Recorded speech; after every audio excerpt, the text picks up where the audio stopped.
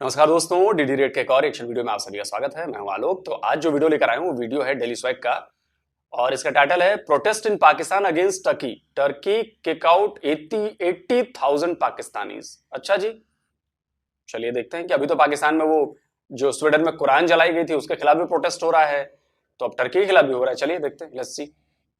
ये जो एहतजाज हो रहा है ये किस पर्पज से हो रहा है? ये स्वीडन के अंदर जो कुरान पाक की को जलाया गया है बेहुरमती की, उस सिलसिले में जुमातुल मुबारक के अंदर भी अल्हम्दुलिल्लाह एक बहुत बड़ा काफ़िला तहरीक लब्बैक पाकिस्तान के ज़ेर तमाम हुज़ूर क़िबला हाफिज़ साहब हुसैन रिज़वी साहब की ज़ेर क़यादत में बहुत बड़ा जुलूस था।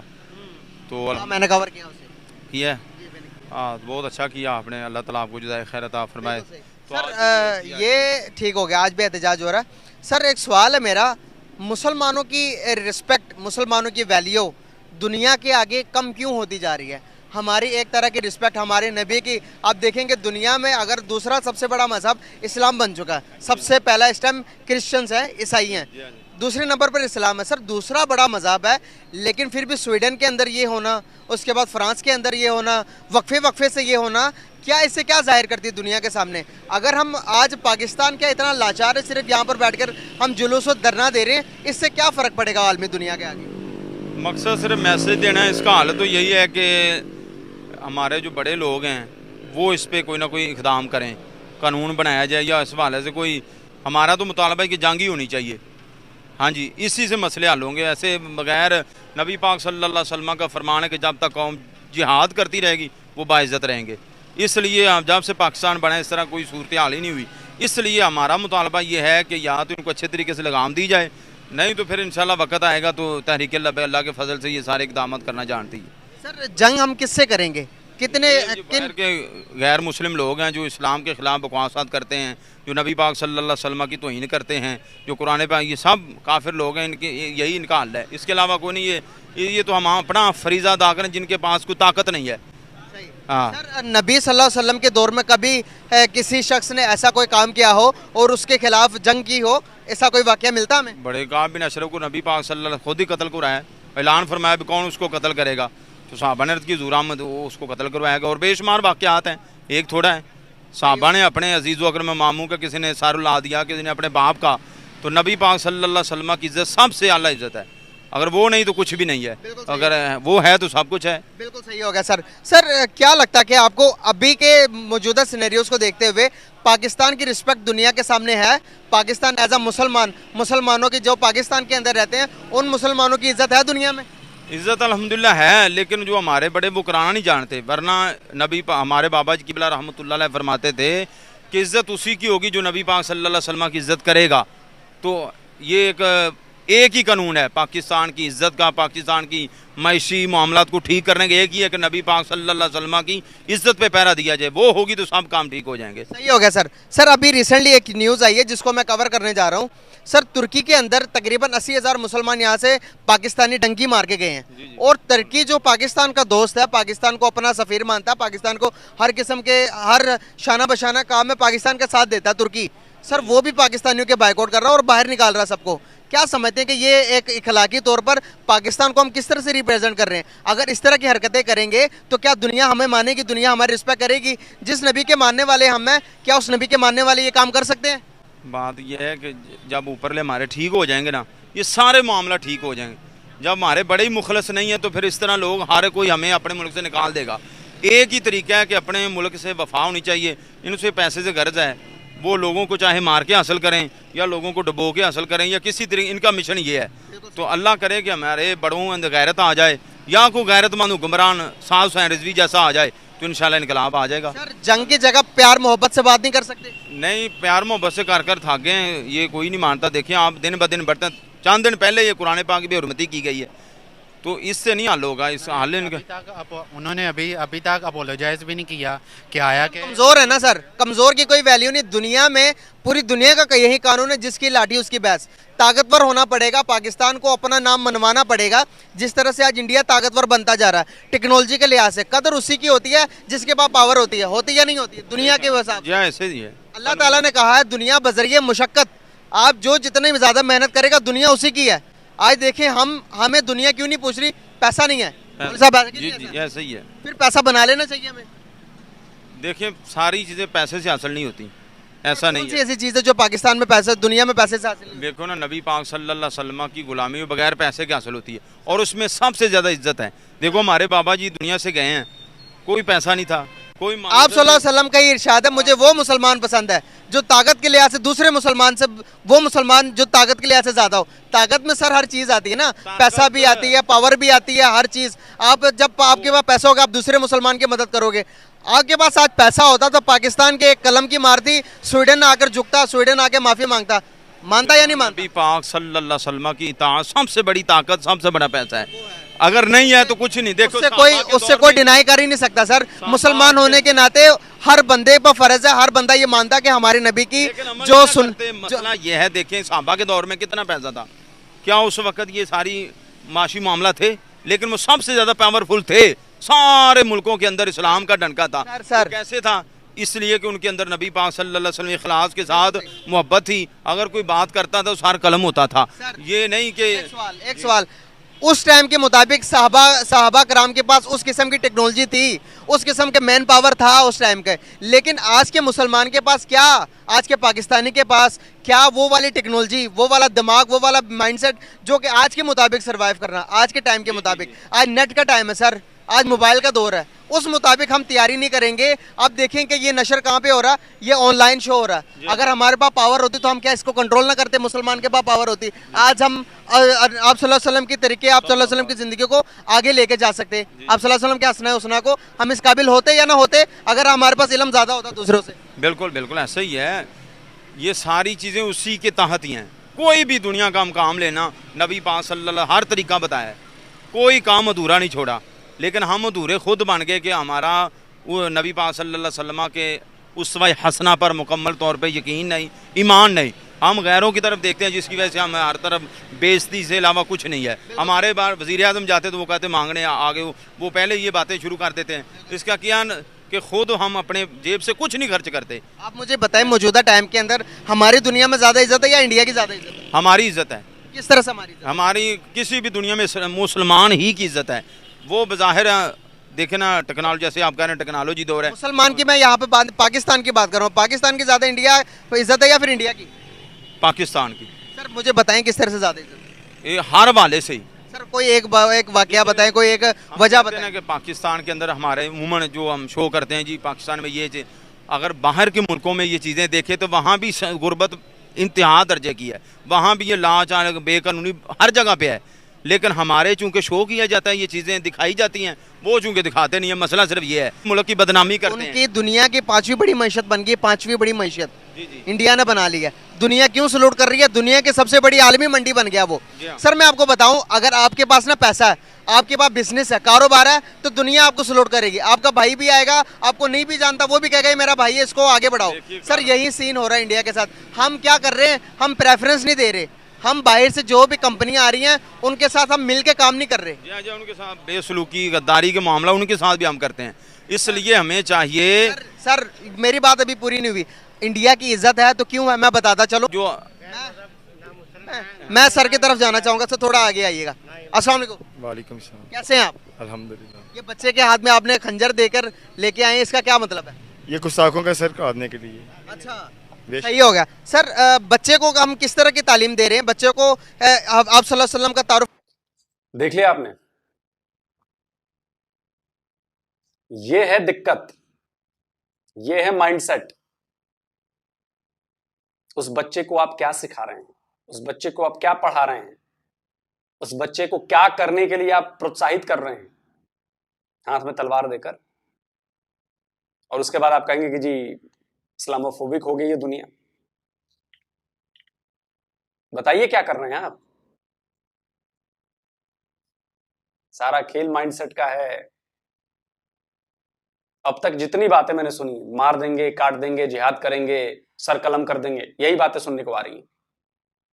एक सभ्य समाज में क्या ऐसी बातें सुनी जाती हैं?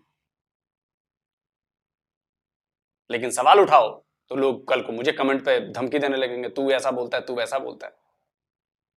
लेकिन अगर गलत चीज दिख रही है तो उसको गलत तो कहूंगा ना।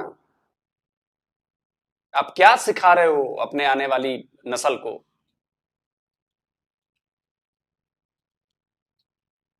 करवाना चाहिए। और बच्चे को इसके मुतालिक आप सल्लल्लाहु अलैहि वसल्लम की ज़िंदगी के मुतालिक, आप सल्लल्लाहु अलैहि वसल्लम के उसने हसना के मुतालिक क्या कुछ बताया हो आपने? बड़ा कुछ सिर्फ जंग करना ही बताया या कोई कोई उनके खिलाफ भी बताया? कुरान सब कुछ बताया है। नबी पाक सल्लल्लाहु अलैहि वसल्लम से हदीस मुबारक, हर चीज़ जो सरकार की सुन्नत मुबारक है उसमें चलने की हमने तरीका बताया है। कितने बच्चे हैं आपके? मेरे 2 बेटे, 2 बेटे हैं। ये सबसे बड़ा, ये सबसे छोटा है। सबसे छोटा? सही हो गया माशाल्लाह, बहुत ही प्यारी ड्रेसिंग की है। लेकिन क्या हम दुनिया को मैसेज तरवाल उठा के देंगे या अमन उठा के, कुरान मजीद उठा के कहेंगे कि ये पढ़ो, या तरवाल उठा के ये कहेंगे कि भाई हमारी पहचान इससे है, इससे पहचान करो हमारी? कुरान पाक की जो बेरहमती करेगा उसकी सर कलम ही है। सही हो गया सर। जो कुरान मजीद को पढ़ना चाह रहे हैं उनके लिए क्या मैसेज है? जो कुरान पाक पढ़ना चाहते हैं इसको बुलंद करें और बुलंद पढ़ें और दीन पे बुलाएं। सारे पाकिस्तान में बताएं कि कुरान पाक का ये तहफ़्फ़ुज़ है, हमारा दीन इस्लाम कुरान है। सही हो गया, बहुत शुक्रिया सर। आप इनकी बात से एग्री करते हैं? बिल्कुल करते हैं जी। सही हो गया, जो मुसलमान है वो एग्री करेगा, जो काफिर होगा वो कभी नहीं करेगा। बिल्कुल सही हो गया सर। क्या सा समझते हैं कि इस्लाम की हम पासदारी, इस्लाम को आगे कैसे तरीके के मुताबिक, कौन से तरीके को अपनाएंगे तो हमारे इस्लाम दुनिया में बोलबाला करेगा? इस्लाम के खिलाफ कुरान के यानी कि तरीके पे चलेंगे तो इस्लाम पे मुसलमान कहलाएंगे ना। जब हम कुरान पे अमल ही नहीं करेंगे तो मुसलमान कैसे कहलाएंगे? सर लगता है कि आपको आज के मौजूदा टाइम के अंदर मुसलमान की एज आप मुसलमान हैं, आप इर्द गिर्द देखें, मुसलमान की ज़्यादा इज्जत है दूसरे फिरकों से? हराम खाने से बेहतर है मुसलमान की इज्जत कर लीजिए, वो बेहतर है। हराम नहीं खाना चाहिए जी। कौन किस हराम की बात कर रहे हैं? जो आप इंडिया की बात कर रहे थे ना, इंडिया तरक्की पे जा रहा है, वो हराम खा के जा रहा है, हम हराम नहीं खा के जा रहे। इंडिया हराम खा के जा रहा है? जी। किस तरह से हराम खा रहा है, आप थोड़ा डिफाइन करें उसको। ये तो आपका सवाल है ना, आपको डिवाइड करें ना किस तरह वो तरक्की पे जा रहा है। सर दुनिया की 5वीं बड़ी मैशत है, दुनिया से बड़ी बड़ी इन्वेस्टमेंट, सबसे बड़ी पाकिस्तानी तरक्की है, वो है आपके कहने के। सबसे बड़ी तरक्की पाकिस्तानी है। हाँ जी। कहाँ पर है पाकिस्तान? मुझे नज़र नहीं आ रही अब कितनी दुनिया कहीं सड़कों पे दिखाएं ना, दुनिया इंडिया में कहीं दिखाएं। इंडिया पानी छोड़ता है, किस लिए छोड़ता है? वो मुसलमान डूब जाए इसलिए। सर इंडिया पानी इसलिए छोड़ता कि हमने अपने दफा नहीं ना किया हुआ। आज हम डैम बना लेते तो क्या इंडिया का पानी हमें कुछ कहता?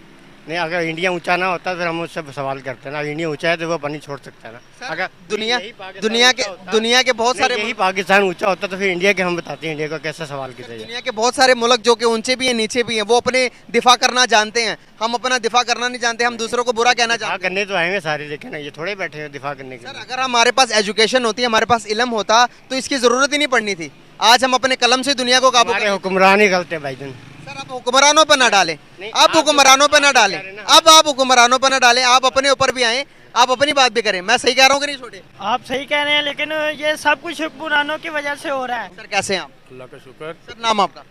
हाजी मोहम्मद सिद्दीक।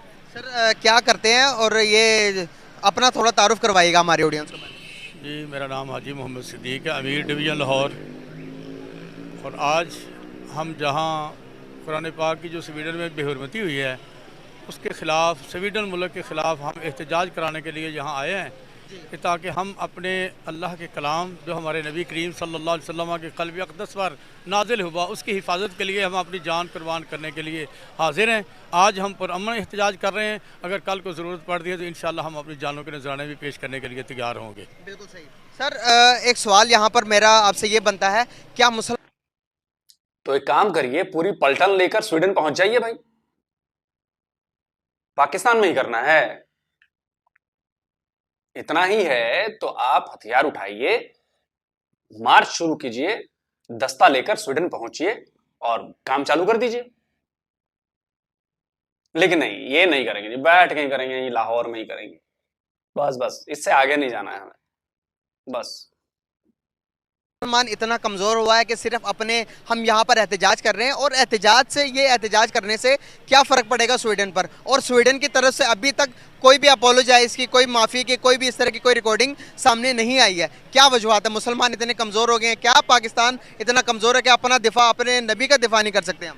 असल बात यह है कि जी हम आवाम हैं, अवाम का हक है कि वो एहतजाज करे और हम अपना एहतजाज अपनी हुकूमत को दिखाते हैं कि इनको कुछ शर्म आए, इनकी कोई गैरत जागे, ताकि ये बैरूनी ममालिक जितने भी यहूदो हनूद हैं और यूरोपियन यूनियन है उनको ये अपना पैगाम दें कि हमारे मुल्क पाकिस्तान में इस्लाम के नाम पर बना है, यहाँ मुसलमान बसते हैं और मुसलमानों के दिल रंजीदा हैं इस काम से। लिहाजा जो स्वीडन का सफ़ीर है उसके साथ बात करें, उसको निकालें।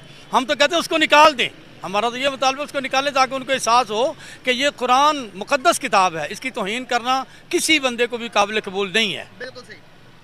सर हर किसी के मजहब की तौहीन नहीं करनी चाहिए, हर किसी का मजहब उनके लिए ज़रूरी है और हर बंदा अपने मजहब के लिए इंपॉर्टेंस रखता है। सर यहाँ पर एक और सवाल पूछना चाहूँगा, पाकिस्तान के रिलेटेड सवाल है कि पाकिस्तान के तकरीबन 80,000 से ज़्यादा जो पाकिस्तानी हैं वो अभी तुर्की हमारे भाई मुल्क के अंदर गए हैं और वो तुर्की यहाँ से जो अनपढ़ सारे लोग डंकी मार के गए और वो बड़े इस टाइम परेशान हैं। तो क्या कहना चाहेंगे कि क्या हमें इस तरह की गैर इखलाकी काम करने चाहिए कि अदर दूसरे मुल्क हमारी थू करे और रिस्पेक्ट हमारी है दुनिया के अंदर जो कि मौजूदा सिनेरियो चल रहे हैं इन सबको देखते हुए? नहीं, हमें ऐसा नहीं करना चाहिए। हमें अपने ही मुल्क पाकिस्तान में ही काम करने चाहिए और गैर कानूनी काम कोई भी नहीं करना चाहिए। हम तो इस हक़ में है ही नहीं है कि कोई गैर कानूनी काम किया जाए और अपने मुल्क के कानून के मुताबिक काम करें, चलें जो कानून कहता है। लेकिन यहाँ कानून के भी दो पहलू हैं, अमीर के लिए और कानून है, गरीब के लिए और कानून है, हुक्मरान के लिए और कानून है। इस्लाम का कानून यह है कि सब के लिए वो एक ही कानून रखता है और हर एक को कटहरे में खड़ा कर लेता है। बिल्कुल सही। सर एक और सवाल यहाँ पर पूछना चाहूँगा, आसिया को जानते होंगे कि जो गुस्ताखे रसूल थी पाकिस्तान के अंदर, सर उसको किस तरह से निकाला गया? इस बात को मैं रिलेट करना चाहूँगा कि आप स्वीडन के अंदर देखें, बेहुरमती करने वाले कुरान मजीद के सर पूरे दुनिया के उस समय इस टाइम 2.5 करोड़ से ज़्यादा मुसलमान हैं, 2.5 अरब से ज़्यादा, 2.5 अरब से ज़्यादा मुसलमान हैं और 2.5 अरब के सामने देखें और अमेरिका एक इतना पावरफुल है कि वो आसिया को यहाँ से रातों रात गायब करा दिया और पता ही नहीं चला हमें। क्या कहना चाहेंगे, हम क्या इतने कमज़ोर हो गए हैं या हम इल्म से पीछे हैं या हम टेक्नोलॉजी से पीछे हैं? क्या वजूहत है? क्या हमें ईमान की कमी है जो दुनिया से हम इतने पीछे हैं कि हम अपने दिफा भी नहीं कर सकते हैं दुनिया के सामने? जो हमारे लोग बरसरे इक़्तिदार आते हैं वो बेहिस्स हो चुके हैं, उनका ईमान जो है ना वो कमज़ोर हो चुका है। उनका ईमान सिर्फ अब पैसा ही पैसा है, दौलत ही दौलत है कि दौलत आनी चाहिए, पैसा हमारे पास आना चाहिए, हम ज़्यादा से ज़्यादा दौलत बना लें, हमें किसी और चीज़ की ज़रूरत नहीं है, ना ईमान की है, ना कुरान की है, ना नबी की इज़्ज़त की है। इंशाअल्लाह अज़ीज़ गरीब भी हम ज़रूर होंगे, हम ये नहीं कहते ऐसे हैं। हमें दौलत नहीं चाहिए, हमें ईमान चाहिए और रसूलुल्लाह की इज़्ज़त चाहिए, कुरान की अज़मत चाहिए। इसके ऊपर हमारा सब कुछ कुर्बान है, हम इसके साथ कंप्रोमाइज़ नहीं कर सकते। सर दौलत और दुनिया, पैसा आज के टाइम के अंदर कितना ज़रूरी है, इसके बारे में आप क्या कहेंगे? ये तो हमारा इस्लाम कहता है कि दौलत इतनी चाहिए जितनी तुम्हें खाने के लिए, जीने के लिए तुम्हें पैसा चाहिए, जीने के लिए तुम्हें रोज़ी चाहिए, इसके ज़्यादा ज़रूरत ही नहीं है। सर क्या इसी वजह से हमारी रिस्पेक्ट नहीं है दुनिया में कि हमारे पास पैसा नहीं है? ये पैसा है हमारे पास बहुत ज़्यादा, लेकिन यहाँ लूटा जा रहा है, लूट करके बैरून ममालिक ही भेजा जा रहा है, उनसे लेते हैं, उन्हीं को फिर दोबारा दे देते हैं और अपने बैंक भरे जा रहे हैं। पैसा हमारे पास बहुत है। सर अगर हम दुनिया में पैसा हमारे पास होता, टेक्नोलॉजी हमारे पास होती, तो आपको नहीं लगता कि दुनिया पूरे के बागडोर पाकिस्तान के हाथ में होती? जिस तरह से आज हमारा पड़ोसी मुल्क दुनिया को काबू कर रहा है सैटेलाइट के थ्रू। सर आप चांद मिशन, उनका चंद्रयान 3 भी लॉन्च होने जा रहा है, क्या कहना चाहेंगे? क्या हमें भी इस तरह के इनिशिएटिव लेने चाहिए कि दुनिया हमें भी टेक्नोलॉजी के लिहाज से देखे, ये देखे कि पाकिस्तान के बारे में अगर कोई सर्च करे तो पाकिस्तान का पता चले कि पाकिस्तान टेक्नोलॉजी के लिहाज से इतना दुनिया से आगे। पाकिस्तान के साथ पंगा नहीं लेना, पाकिस्तान के साथ रिलेशन बिल्ड करने हैं अच्छे, पाकिस्तान के साथ पाकिस्तान के अंदर इन्वेस्टमेंट करनी है। ना हमें फॉरेन इन्वेस्टमेंट आती है, ना हमारी रिलेशन दूसरे मुल्कों के साथ अच्छी है, ना हमारी टेक्नोलॉजी बहुत अच्छी है। हम क्या कर रहे हैं सर, हम दुनिया से कितने पीछे हैं? यहाँ असल बात यह है कि हमने, हमारी हुकूमतों ने और हुक्मरानों ने अपना एतमाद जो है ना वो खो चुके हुए हैं। वो अपना एतबार ही नहीं उनके ऊपर किसी का रहता। उनको पता है कि आज हैं कल नहीं है, कि जो इनको हमने देना है वो इन्होंने खा ही जाना है। ना इन्होंने अपने मुल्क पे लगाना है, ना आवाम पे लगाना है, ना किसी जदीद टेक्नोलॉजी पे लगाना है। किसी जगह पर इन्होंने कोई पैसा लगाना तो है नहीं है, लिहाजा इनसे हमें दूर ही रहना चाहिए। हाँ, हमारे पाकिस्तान में और हमारे इस्लाम में और मुसलमानों में बड़े बड़े अजीब और बड़े बड़े कमाल के लोग मौजूद हैं जो टेक्नोलॉजी भी जानते हैं, डॉक्टरेज भी जानते हैं, हर शुबा है ज़िंदगी में कमाल महारत रखते हैं। और मैंने तारीख़ की बात बता रहा हूँ कि इस्लाम और मुसलमान जो हैं, मुसलमानों ने तमाम जो भी टेक्नोलॉजी है ना वो मुसलमानों ने ईजाद की हैं और इन्होंने आज बातें करते हैं। अल्हम्दुलिल्लाह हमारे यहाँ जो एटम बम मौजूद है ये मुसलमान ने ईजाद किया, मुसलमान ने इसको बनाया। पाकिस्तान में एटमिक बम जो बनाया है ये डॉक्टर अब्दुल कदीर ने बनाया है, ये फ़ख्रे पाकिस्तान है हमारे लिए। अब्दुल कदीर साहब रोड पे मर गए, हमने उसकी रिस्पेक्ट की जी, हम तो उनके साथ खड़े थे। हम इंशाअल्लाह अज़ीज़ आज भी उनका नाम लेंगे। पाकिस्तान के कोई भी बैंक में उनका अकाउंट नहीं बना, इसी वजह से नहीं बनाया कि इनका ताल्लुक बॉम्ब बनाने वाले, टेक्नोलॉजी से बॉम्ब बनाने वाले के सिफ्त में। पाकिस्तान में क्या इस वजह से कोई तरक्की नहीं करता, कोई बड़ा बंदा जो हमारे बढ़ चढ़ के आगे नहीं आता कि पाकिस्तान में जो। छोड़िए, ये वीडियो बहुत बड़ा हो गया और देख लिया आपने। ये जो मुल्ला माइंडसेट है ना, सबसे बड़ी प्रॉब्लम आपकी मुल्ला माइंडसेट वाली है। आप मुझे एक बात बता दीजिए कि पिछले 75 ईयर्स में पाकिस्तान से कौन सा इन्वेंशन हुआ, कौन सी ऐसी खोज हो गई जिसकी वजह से पूरी दुनिया में हाहाकार मच गया कि देखो पाकिस्तान ने कितना बढ़िया काम किया है, ये खोज लिया पाकिस्तान ने। और आप एटम बम की मांग करते हो। एटम बम अब्दुल कदीर ने चोरी से बनाया, चोरी का डिजाइन, चोरी का सब कुछ चाइना ने थोड़ी मदद की, तब जाकर बनाया। मुनीर अहमद खान साहब जो चेयरमैन एटॉमिक एनर्जी बुलाया करते थे, फिर एक दिन उन्होंने मुझे बुलाकर कहा कि आप जिस जगह पे, जिस सोफे पर बैठे हैं, इधर कुछ अमेरिकन सेनेटर्स आए हुए थे और उन्होंने मुझे खूब रगड़ा दिया और कहा कि हमें पता है कि आप बम बना रहे हैं, आप कहते हैं कि आप नहीं बना रहे, लेकिन हम जानते हैं कि आप बम बना रहे हैं। और सबूत के तौर पर उन्होंने एक कागज मेरी तरफ फेंका, सामने रखा और कहा कि ये वो बम के डिजाइन्स हैं जो हमें पता है आपको चाइना ने दिए। और एटम बम आपका इजाद किया हुआ है, जाकर पढ़िए। एटम बम एक यहूदी का इजाद किया हुआ है, यहूदी।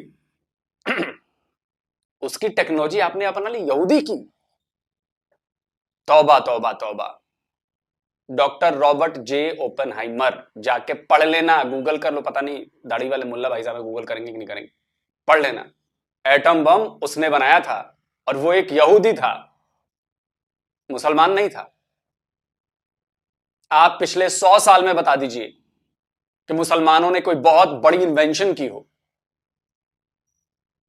मोबाइल जैसी कोई चीज बना दी हो, सैटेलाइट जैसी कोई चीज बना दी हो, पनडुब्बी बना दिया हो, जहाज बना दिया हो, फाइटर जेट बना दिया हो, मतलब ऐसी कोई चीज जो बना दी हो जिससे वाहवाही हो गई हो कि वाह क्या जबरदस्त खोज की है, नहीं ढूंढ पाएंगे। आप लोग झूठी शान में जीते हैं।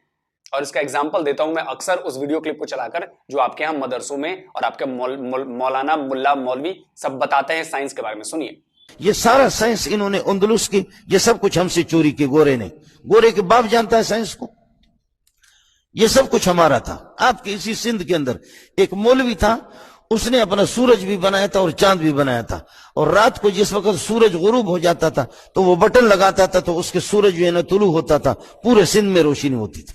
लेकिन हमें ज्योग्राफी में पढ़ाया जाता है कि अर्थ जो है वो सूरज का चक्कर लगाता है। ये लॉजिक ये गलत है बेटा। साइंस की ये थ्योरी जो है ना ये दुरुस्त नहीं है। जमीन साकिन है, यानी जमीन मूव नहीं करती। साकिन को एक अच्छा सा वर्ड इंग्लिश का होता होगा, साकिन का स्टैटिक। अर्थ स्टैटिक पोजीशन में है तो ये मूव नहीं करती, और साइंस कहती है कि जमीन मूव करती है। आला हजरत हमारे इमाम अहले सुन्नत ने कुरान से साबित किया है कि जमीन मूव नहीं करती। तो हमने बात कौन सी माननी है? इस्लाम की। ये तो हालत है। आप लोग साइंस को नकार देते हो। आप लोग कहते हो कि जी चपटी धरती है, उसको मानने वाले हो आप। आप कहते हो कि धरती घूमती नहीं है, धरती जो है वो स्टैटिक है। आपके मौलवियों के पास चांद और सूरज हैं अपने पर्सनल यूज के लिए। तो ऐसी बकवास चीजें आप लोग दुनिया में भरेंगे अपने बच्चों के दिमाग में, तो बड़े होकर ऐसे ही मुल्ला बनेंगे वो, जो कहेंगे कि सब हमारा इजाद किया हुआ है। अगर आप इतने ही अच्छे हो पाकिस्तान के लोगों, तो ये बताइए कि इतनी हालत आप लोगों की खराब क्यों है? आप लोगों को कोई पूछता क्यों नहीं है? आपकी बातों को इंपॉर्टेंस क्यों नहीं दी जाती है? आपकी पूरी दुनिया में थू थू क्यों हो रही है? भीख क्यों मांगनी पड़ रही है? अजी तो सब इस्लाम से दूर हो गए, कोई इस्लाम को मान नहीं रहा है, ये नहीं हुआ। अरे तो रोका किसने है पाकिस्तानियों को इस्लाम मानने से और ये करने से, उसको फॉलो करने से? किसी ने रोका है? और मैं तो कहता हूं टीएलपी वालों को बना दो, सरकार दे दो, और टीएलपी वालों शरिया कानून लागू करो जो इस्लामिक कानून है। इस्लाम में डेमोक्रेसी की कोई जगह नहीं है, तो आप वहां पर लागू करिए शरिया कानून, और ये पूरी दुनिया से ये मिट जाएगा वहम कि जी आप कहते हो ना कि इस्लामिक कानून लागू नहीं है इसलिए हम पिछड़े हैं, तो वो भी क्लियर हो जाएगा और पूरी दुनिया के लिए मिसाल बनिए। लेकिन नहीं कर पाएंगे आप, क्योंकि पता है कि पोल खुल जाएगी। जल्दी मिलता हूं एक और नए वीडियो के साथ। नमस्कार।